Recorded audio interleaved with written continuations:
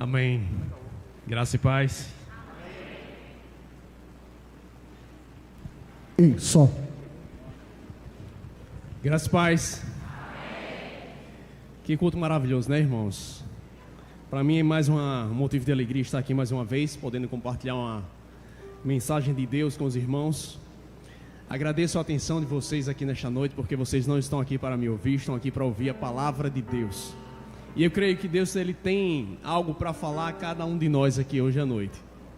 Eu creio que Deus ele trouxe uma palavra abençoada, transformadora para mim e para a sua vida. Amém? Então, sem demora, eu gostaria que os irmãos abrissem a palavra de Deus no Evangelho de João, capítulo 4.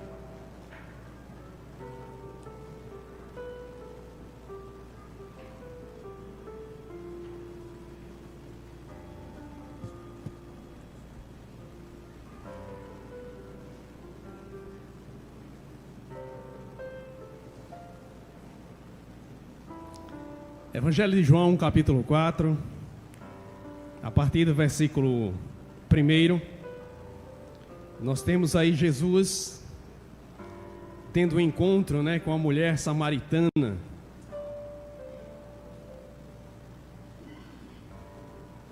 E esse encontro ele tem tudo a ver com esse culto de hoje, com tudo que já foi falado aqui, com tudo que já foi cantado aqui. Tem a ver com água, tem a ver com restauração, com novidade de vida. E é por isso que eu creio que Deus ele preparou uma mensagem para essa noite e preparou esse encontro para cada um de nós. Amém? Vamos ler aqui a partir do versículo 1. A leitura é um pouco longa, mas é necessário. Acompanhe. Os fariseus ouviram falar que Jesus estava fazendo e batizando mais discípulos do que João, embora não fosse Jesus quem batizasse, mas os seus discípulos. Quando o Senhor ficou sabendo disso, saiu da Judeia e voltou uma vez mais a Galileia. Era-lhe necessário passar por Samaria. Assim chegou a uma cidade de Samaria chamada Sicar, perto das terras que Jacó dera a seu filho José. Havia ali o poço de Jacó. Jesus, cansado da viagem, sentou-se à beira do poço. Isto se deu por volta do meio-dia. Nisso veio uma mulher samaritana tirar água. Disse-lhe Jesus: dê-me um pouco de água. Os seus discípulos tinham ido à cidade comprar comida. A mulher samaritana lhe perguntou: como o Senhor, sendo judeu, pede a mim, uma samaritana, água para beber? Pois os judeus não se dão bem com os samaritanos. Jesus lhe respondeu: se você conhecesse o dom de Deus e quem está pedindo água, você lhe teria pedido e dele receberia água viva. Disse a mulher: o Senhor não tem com que tirar água e o poço é fundo. Onde pode conseguir essa água viva?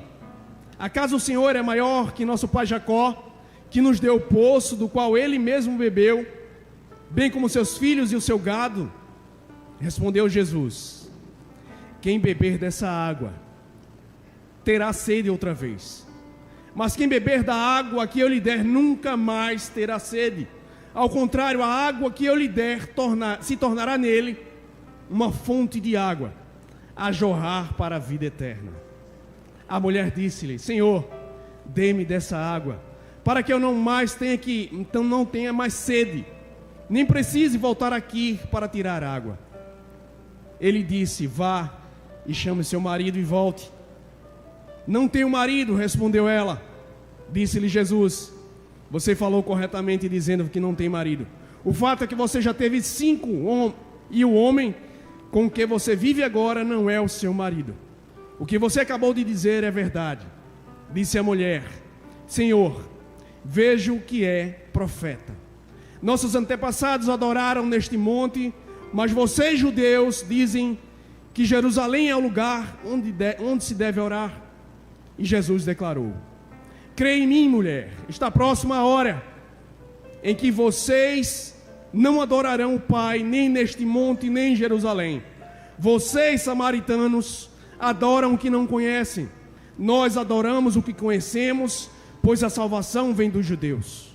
No entanto, está chegando a hora, e de fato já chegou, em que os verdadeiros adoradores adorarão ao Pai em espírito e em verdade. São esses os adoradores que o Pai procura. Deus é espírito, e é necessário que os seus adoradores o adorem em espírito e em verdade. Amém? Glória a Deus. Eu vou pedir aqui a alguém um copo com água. Queridos,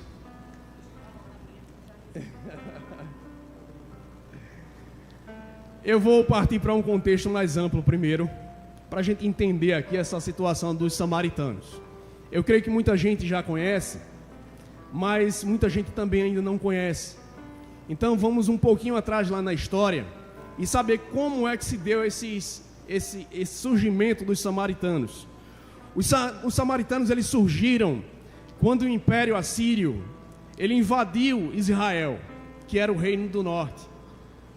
Israel estava dividido em dois reinos, reino do sul e reino do norte. E a Síria, ela invade o reino do norte, reino de Israel. E aí ela pega os judeus, a maioria deles, e deporta para a Síria e para outras nações. E os que ficaram ali, em Israel, a Síria pega os povos de outras nações que eles dominaram, pessoas vindo do Iraque, do Irã, naquele tempo. Então eles botam para dentro de Israel. Então ele faz uma mescla ali de várias nações. Israel, ele vai ali tendo a sua cultura, a sua religião, a sua teologia adulterada. Israel, com o passar do tempo, eles se casam com mulheres de outras nações. Eles têm para ele o mesmo Deus de Israel, porém eles aceitaram apenas o Pentateuco, a Torá, a lei, os 5 livros da lei de Moisés. O restante eles rejeitaram os profetas, as profecias. Então os samaritanos, eles são esse povo que, vamos dizer assim, foi globalizado. Eles tiveram a sua cultura adulterada, a sua religião adulterada, sua teologia adulterada, seus costumes adulterados, sua cultura adulterada. É um povo, na linguagem de hoje, globalizado. É isso que significa globalização. Tirar a identidade de um povo. Globalização não se trata apenas de economia, mas economia, cultura e política. E eles batem muito mais forte na questão cultural. É o que nós vemos hoje. Perda de identidade. E quando nós trazemos esse texto para o contexto dessa mulher, nós vemos que ela vive nesse mundo globalizado, tendo uma parte da religião verdadeira, e ela tem as suas dúvidas, ela tem os seus costumes ali, de outros povos misturados, e por isso se deu esse ódio entre judeus e samaritanos, porque os judeus, eles ficaram com o reino do sul, e eles perseveraram em seguir a lei de Deus, os costumes de Deus, e não se misturaram com outros povos. Então havia essa rivalidade religiosa, política e cultural entre eles. E aí Jesus, ele chega nesse contexto para desfazer essa inimizade, porque Jesus, ele é o príncipe da paz, e ele veio trazer harmonia, ele veio trazer a paz entre os povos. Esse é um texto bastante conhecido das Escrituras. Todos nós conhecemos a mulher samaritana. Alguns textos têm ela como uma mulher pecadora. Há quem diga que ela é uma mulher adúltera. Mas a Bíblia não nos diz o que é que essa mulher era, na verdade. Diz que ela teve 5 maridos. E o que ela tem agora não é dela. Nós não sabemos se ela é adúltera, se ela é prostituta. Não sabemos. uma mulher como qualquer uma outra, uma simples mulher, como qualquer um de nós, com as nossas lutas, nossos anseios por paz, por justiça, por felicidade, por alegria. E quem não quer ser feliz? Quem não quer felicidade? Todos nós buscamos felicidade. Todos nós buscamos esse contentamento. Só que muitas vezes nós buscamos nos saciar em fontes amargas, em fontes que, embora tenham aparência saudável, elas conduzem à morte. São águas amargas que conduzem a uma vida de escravidão, a uma vida de pecado. Uma mulher com sonho, mas também uma mulher que coleciona decepções. E quem não tem decepções? Se eu fosse perguntar aqui quem já se decepcionou, eu acredito que todo mundo ia levantar a mão. Não é verdade? Ela coleciona decepções e que muitas vezes parece não ter fim, parece não ter solução. Não é assim na nossa vida? Às vezes nos decepcionamos com algo, estamos ali convivendo com aquela situação e achamos que aquilo é normal e vamos vivendo, empurrando com a barriga. Mas a vontade de Deus para mim e para a sua vida não é vivermos uma vida de escravidão, uma vida de pecado, uma vida com um fardo pesado. Jesus veio para restaurar todas as coisas, para fazer novas todas as coisas.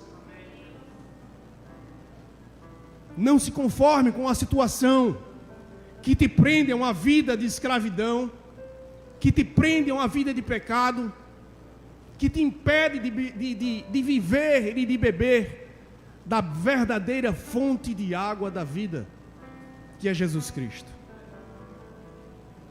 Essa mulher, ela tinha uma sede insaciável de paz, de justiça. E bem-aventurados aqueles que têm sede de justiça, porque eles serão saciados. E muitos de nós corremos atrás de muitas coisas para nos preencher, coisas materiais ou de pessoas, para preencher nosso vazio emocional, nossa carência. E muitas vezes nos entregamos em relacionamentos que não são da vontade de Deus, que não foi Deus que colocou ali. E nós nos prendemos a esse tipo de situação. Quando olhamos a busca de Salomão, em Eclesiastes capítulo 2, ele diz que ele não negou nada que sua alma desejou. Ele teve tudo o que ele queria, bens, construções, ele fez de tudo, ele bebeu, ele farrou, ele teve um harém. Eu acredito que Salomão foi o homem que mais teve mulher na face da terra. Mas no final ele diz, tudo isso é vaidade, é correr atrás do vento. Ele está dizendo, tudo isso não vale nada, se não for o temor de Deus na nossa vida. Tudo isso é vaidade, tudo isso é correr atrás do vento. E Deus, ele marcou um encontro surpresa com aquela mulher, para saciar a sede dela, sede de justiça, de paz. Esse era um encontro surpresa. Ela não esperava, os discípulos não esperavam, mas era um encontro que estava marcado na agenda de Deus. Era necessário Jesus passar por Samaria. E Jesus, ele marcou um encontro aqui com você nessa noite. Era necessário Jesus passar aqui nessa noite, porque ele tem algo para te dar. E eu coloquei um tema nesse sermão baseado no versículo 10, que é assim: se você soubesse o que Deus pode te dar, você já teria pedido há muito tempo. Você já teria pedido há muito tempo. Quando perguntamos a um crente, se você soubesse que ser crente é tão bom, você já teria aceitado há muito tempo. Não, com certeza, irmão. Com certeza. Se eu soubesse que era bom assim, eu já teria aceitado há muito tempo. Se você soubesse o que Deus tem para te dar, você já teria aceitado há muito tempo. Você já teria pedido há muito tempo. Era necessário passar por Samaria, não por uma opção geográfica, porque era o caminho mais curto, porque não precisava atravessar o Jordão, no caso contorná-lo, mas como eu disse aqui, Deus ele tem marcado esse encontro, como ele tem marcado esse encontro aqui conosco hoje. Estamos aqui porque Deus nos trouxe aqui nesta noite, não apenas porque alguém convidou, não porque apenas está marcado na agenda do culto, mas porque Deus nos trouxe aqui para falar com cada um de nós. Um encontro transformador, mas um encontro também confrontador. É um encontro que confronta. E Deus ele não escolheu alguém especial. Ele não escolheu um fariseu, um líder religioso, alguém perfeito, mas alguém que estava cansada da vida que levava, uma pessoa cheia de falhas e defeitos, como eu e você, cansada de uma religião vazia. Nós vemos ao longo do texto que ela tem dúvidas em relação à sua religião, e talvez ela tenha, no seu coração, ela tenha clamado a Deus por uma salvação, clamado a Deus por uma mudança em sua vida, e a sua hora havia chegado. Talvez aquela mulher ela não aguentasse mais a situação em que ela vivia.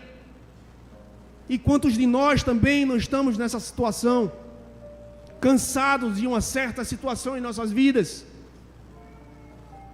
Eu não sei o que você tem clamado a Deus, mas eu sei que Deus marcou esse dia aqui, hoje, e hoje Ele pode mudar a tua história, Ele pode mudar essa situação da tua vida,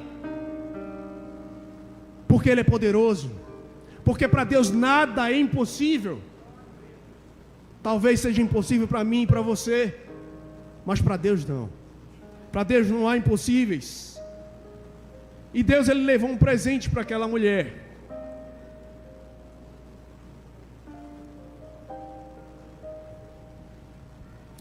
Deus ele levou algo novo, algo que ela não conhecia. E sempre que Deus ele visita alguém, ele leva algo novo. Ele leva uma bênção, ele leva uma palavra de conforto, mas ele também leva uma palavra de exortação, ele leva uma palavra também de confronto, para que haja arrependimento. Para que haja restauração é necessário arrependimento. Então Jesus começa o diálogo com aquela mulher, tentando estabelecer um relacionamento de confiança, porque não dá para ter confiança com alguém que nós não conhecemos, ainda mais quando é alguém inimigo, um judeu. Eles não se davam bem. Como confiar em alguém que na tradição deles é inimigo? Então Jesus ele começa a se revelar.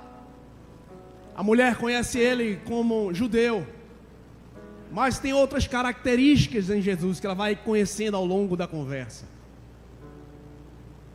E Jesus ele começa a se revelar e revela a real necessidade daquela mulher, a real necessidade da sua alma, a sede que ela tem. Então Jesus ele usa a figura do poço, da água do poço de Jacó. Ele faz essa comparação com aquela água, e ele apresenta uma água muito superior, que pode saciar as necessidades físicas daquela mulher, as necessidades emocionais e as necessidades espirituais.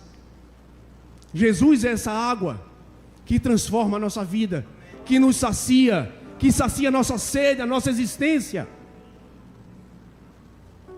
Ele é essa água.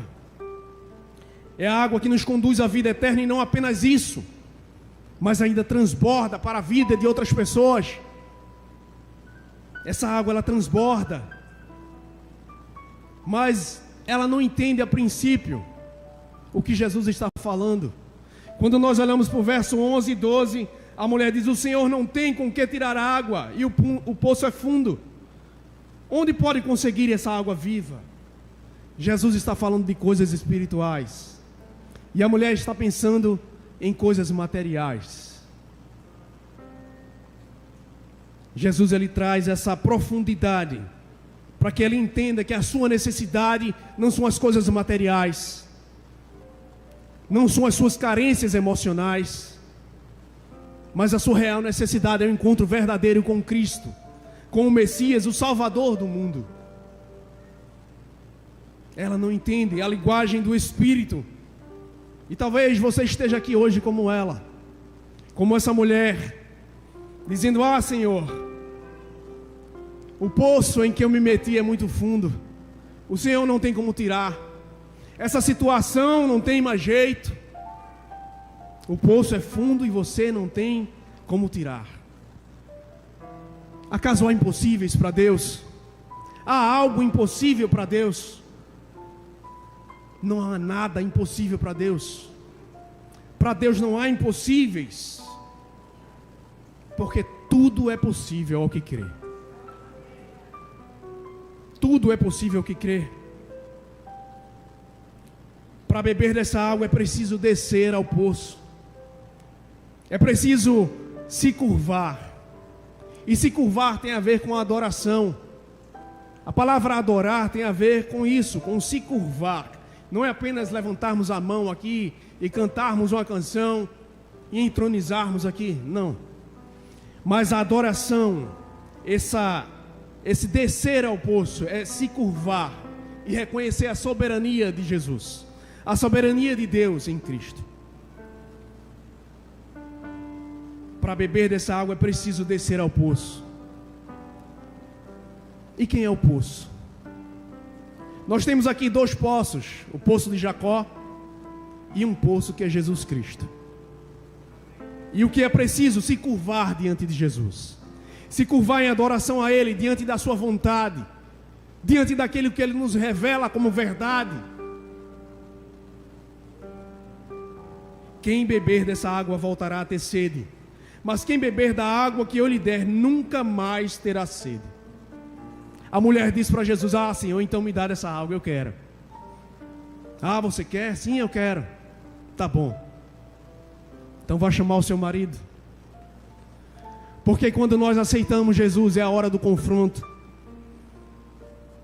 Nós temos que revelar quem nós somos, revelar para Ele o nosso pecado, para que haja transformação, para que haja restauração. Vá chamar o seu marido. Essa é a hora do confronto. Parafraseando aqui, Jesus está dizendo para ela: olha, eu conheço a tua história, eu sei com quem você tem andado, eu sei o que você tem feito, eu sei a situação em que você se meteu, eu sei que você está preso nessa situação, que você acha que não tem mais saída, mas eu vim para mudar a história. Jesus está dizendo para ela: eu vim para mudar a sua história, eu vim para transformar essa situação. Jesus, essa água, é esse confronto. Eu sei o que você tem vivido, e a hora do confronto é a hora de nos curvarmos diante de Deus, diante da sua grandeza, diante da sua presença, diante da sua glória, reconhecer que Ele é Deus, nos humilharmos diante dEle. Em 2 Crônicas, capítulo 7, versículo 14, o Senhor diz: se o meu povo, que se chama pelo meu nome, se humilhar e orar e se arrepender dos seus maus caminhos, então eu virei dos céus, perdoarei os seus pecados e sararei a sua terra. Sem arrependimento não há transformação, sem arrependimento não há mudança, sem reconhecimento de quem Jesus é e do que Ele tem para te oferecer, nada vai mudar na tua vida.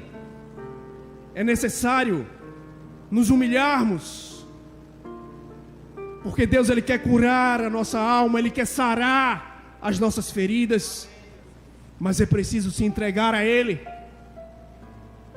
é preciso se curvar, é preciso descer ao poço.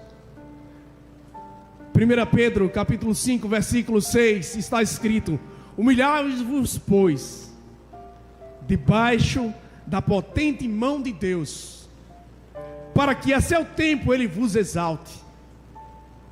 É necessário se humilhar diante de Deus, para que Deus exalte, para que Deus transforme, para que Deus restaure, para que Deus traga avivamento. Humilhai-vos debaixo da potente mão de Deus, para que a seu tempo Ele vos exalte.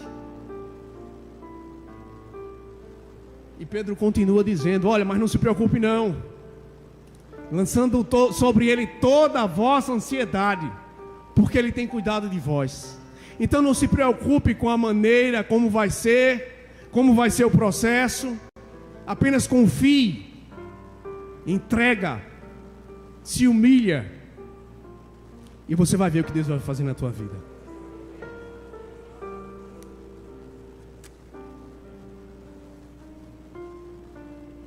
Jesus ele estava ali para desfazer a inimizade, para trazer a paz, para lhes dar um novo coração e mostrar a verdade que liberta e restaurar a verdadeira adoração. Quando Jesus ele pede um pouco de água àquela mulher, Ele não está apenas pedindo para saciar a sua necessidade física, porque Ele também era homem, meio-dia, o calor ali devia ser terrível. Mas Jesus ele está pedindo a vida daquela mulher, Ele está pedindo o coração dela. Dá-me de beber, dá-me um pouco de água.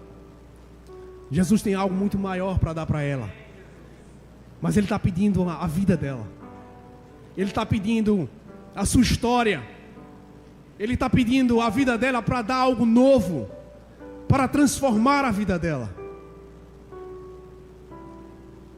Jesus ele quer dar em troca uma nova vida, um novo mundo, um novo propósito, um novo modo de pensar, um novo modo de viver, nova visão, uma adoração verdadeira. É para isso que Deus estava ali. Não podemos adorar a Deus de qualquer jeito, muito menos embasado apenas em tradições recebidas por nossos antepassados, tradições religiosas que recebemos dos nossos avós, dos nossos pais.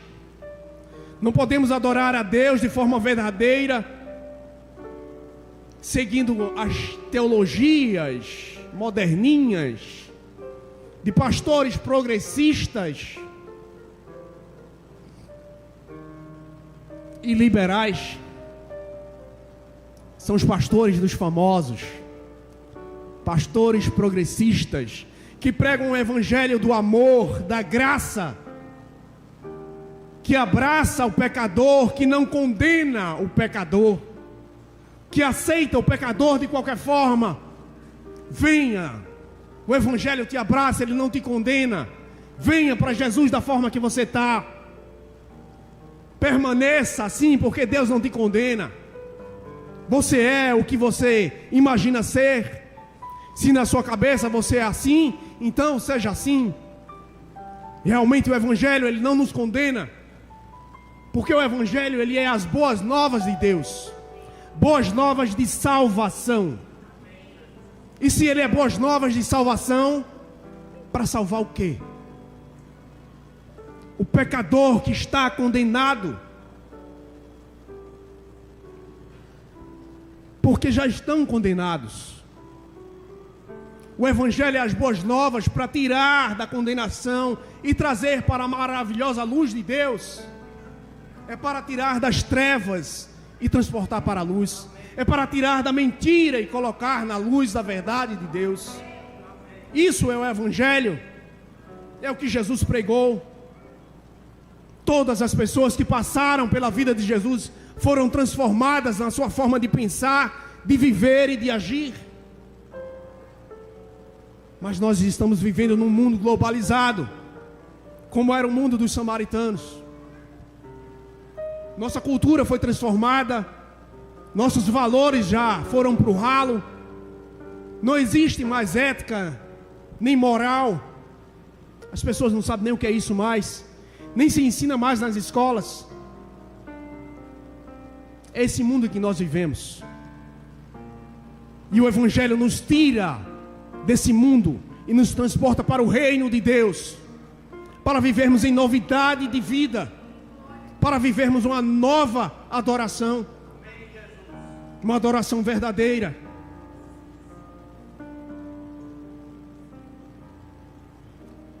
Jesus é a verdade que liberta. O Evangelho segundo João, ele narra desde o início o ministério de Jesus, o Verbo que foi encarnado, o Filho de Deus, e aí ele vem traçando toda a trajetória de Jesus. No capítulo 1 ele mostra João Batista batizando com a água, e Jesus está vindo trazendo algo novo. Jesus está trazendo o batismo com o Espírito. Jesus está sempre trazendo algo novo para nossas vidas. Não dá para permanecer da mesma forma. Quando nós vemos no capítulo 2, Jesus chega numa festa, e aquela festa acabou o vinho. Então Jesus ele transforma a água em vinho. Mas há algo ali interessante, que Jesus ele enche os potes de água que era para a purificação exterior dos judeus. Jesus ele enche aqueles potes de água que era para a purificação exterior.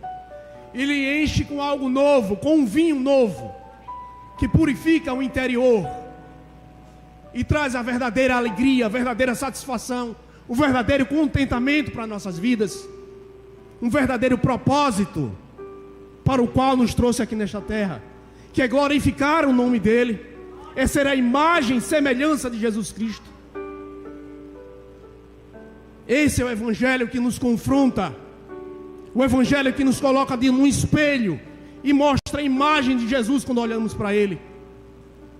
Se quando olhamos para o espelho e não vemos Jesus, há algo de errado. O Evangelho nos confronta.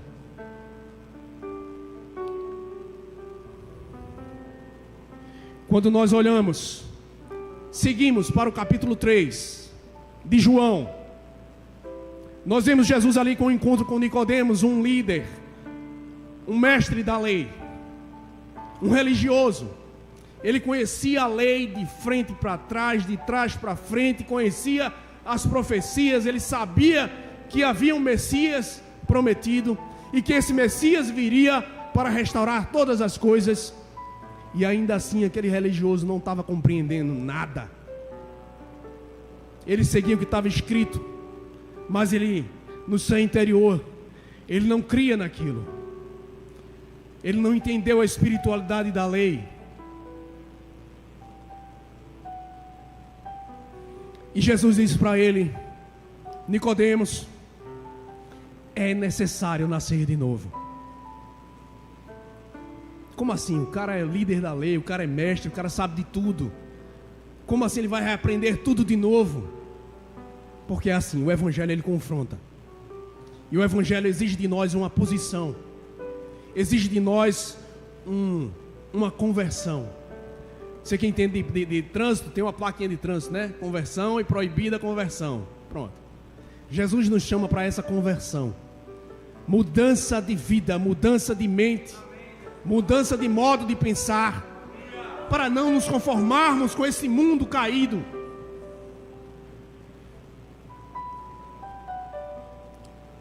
Jesus veio para nos mostrar que é possível viver nesse mundo sem se contaminar com ele, com as influências do globalismo, com as influências desse mundo, porque o mundo jaz no maligno.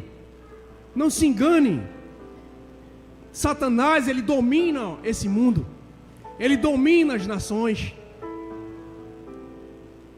mas nós podemos viver aqui sem se contaminar com essas influências, porque nós não somos deste mundo.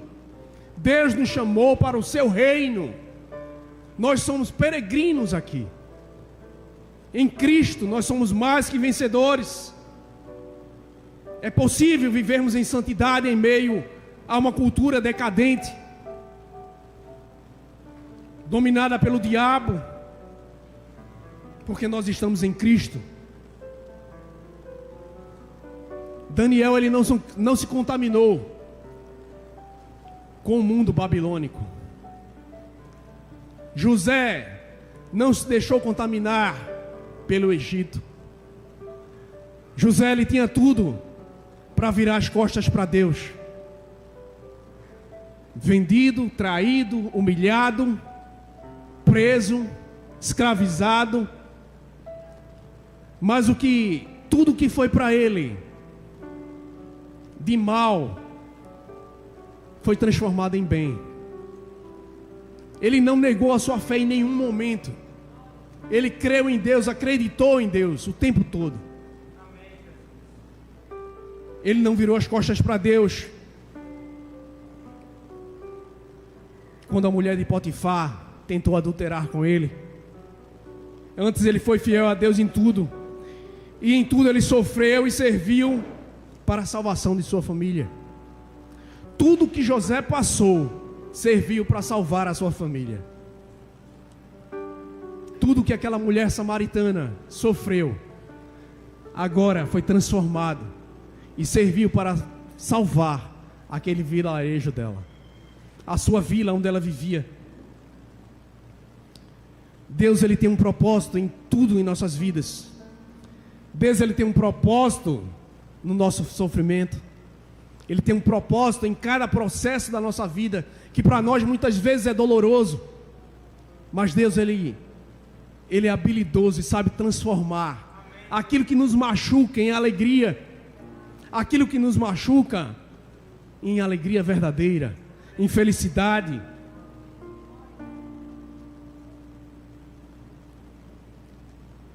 Seja fiel a Deus, como Daniel, como José, porque são os verdadeiros adoradores que Deus procura. São pessoas que não retrocedem em meio a esse mundo pecaminoso, em meio a tantas influências que nos rodeiam, em meio a tanto discurso falso, tantas falácias, tantas narrativas mentirosas. Hoje vivemos onde os valores são trocados. A verdade virou mentira, a mentira virou verdade. E nós precisamos ter muito cuidado. A nossa vida deve ser pautada na palavra de Deus. A nossa regra de fé e prática é a palavra de Deus. Não podemos nos desviar do que Deus tem para mim e para a sua vida. Não caia em falsos discursos. Tenha cuidado, jovem, com os cultozinhos moderninhos que tem por aí, que tudo pode. Cuidado com as pregações que você vê no YouTube. Saiba quem é o pastor, qual é a sua teologia, qual é a sua igreja. Cuidado, porque uma palavra dele lá pode destruir a vida inteira que você teve aqui, e pode te desviar dos caminhos de Deus. Jesus, esse é algo novo, ele é o dom de Deus. Ele diz àquela mulher: se você conhecesse o dom de Deus, se você conhecesse a graça de Deus, era você que pediria e dele receberia. Jesus é esse dom de Deus, é a graça. Ele é a verdade, ele é a vida, ele é o caminho, ele é a salvação. Jesus é o profeta que haveria de vir. Ele é o profeta, ele é o Messias que aquela samaritana esperava. E finalmente ela reconhece ele como Messias quando ele confronta o seu pecado. E Jesus diz para ela: eu sou. E ele diz para mim e para você também: eu sou. Qual é a tua necessidade? Eu sou. Qual é o teu problema? Eu sou. Eu sou aquele que você espera. É o que Jesus disse para aquela mulher e disse para mim e para você nessa noite. Eu sou o Messias. Ele é o Messias. Ele é o Salvador. Ele é o príncipe da paz. Maravilhoso conselheiro. Ele é o Deus provedor. Glória a Deus. Ele veio para restaurar todas as coisas. Jesus, ele vem para restaurar todas as coisas. O propósito de Deus não é apenas a minha e a sua salvação, mas é restaurar todas as coisas. Interessante que aquela mulher, ela diz: vem ver um homem que me disse tudo. Algumas traduções diz tudo o que tenho feito. Mas na crítica textual, eles dizem que o texto é apenas: ele me disse tudo. Tudo o que ela precisava saber. Toda a verdade que ela precisava saber. Jesus é a verdade. Jesus é o caminho. Ele não é um caminho, ele é o caminho que conduz ao Pai. Não há outro caminho. Veio para restaurar todas as coisas. E ele virá outra vez para nos levar para algo inédito, algo que nossos olhos não viu. Restaurar todas as coisas. Mas alguém viu. Sabe quem viu? Esse mesmo discípulo de Jesus, João. Apocalipse capítulo 11. Eu já estou terminando. Em Apocalipse capítulo 21, João viu algo novo que Deus tinha e que Deus tem para mim e para a sua vida. Apocalipse capítulo 21 está escrito assim. Vou esperar você abrir aí.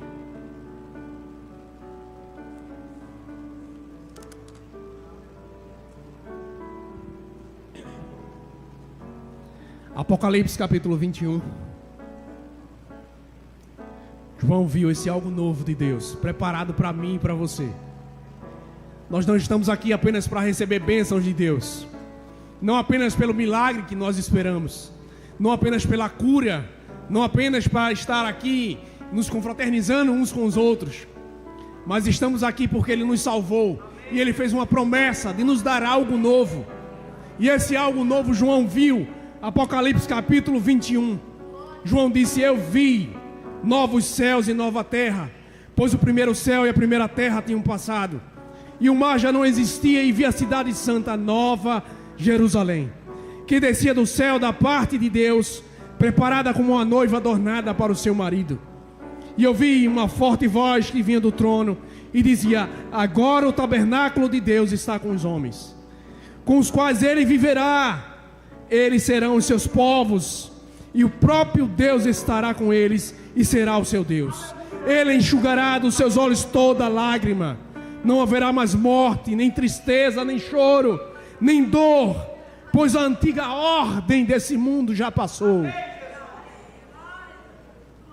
E aquele que estava sentado sobre o trono disse: estou fazendo novas todas as coisas. E acrescentou: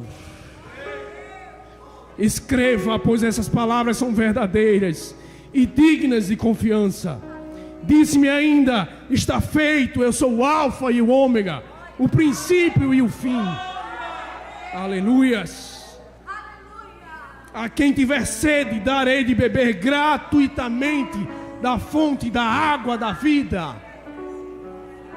Aleluia. O vencedor herdará tudo isso, e eu serei seu Deus, e ele será o meu filho. Mas há uma repreensão aqui também. Mas os covardes, os incrédulos, os depravados, os assassinos, os que cometem imoralidade sexual e praticam feitiçaria, os idólatras e todos os mentirosos, o lugar deles será no lago de fogo, que arde com enxofre. Essa é a segunda morte. Amém. Eu quero terminar dizendo aqui para você que se você soubesse o que Deus tem para a sua vida, você já teria pedido. Mas Deus, Ele marcou esse encontro aqui hoje com você, para te oferecer dessa água da vida, para te oferecer o Espírito Santo que habita em nós. Ele sim nos capacita a andar em verdade, em santidade, através da sua palavra. É o Espírito de Deus que nos concede o passaporte para entrar na Nova Jerusalém. É o Espírito Santo de Deus, o selo da promessa na minha e na sua vida, que nos torna filhos de Deus.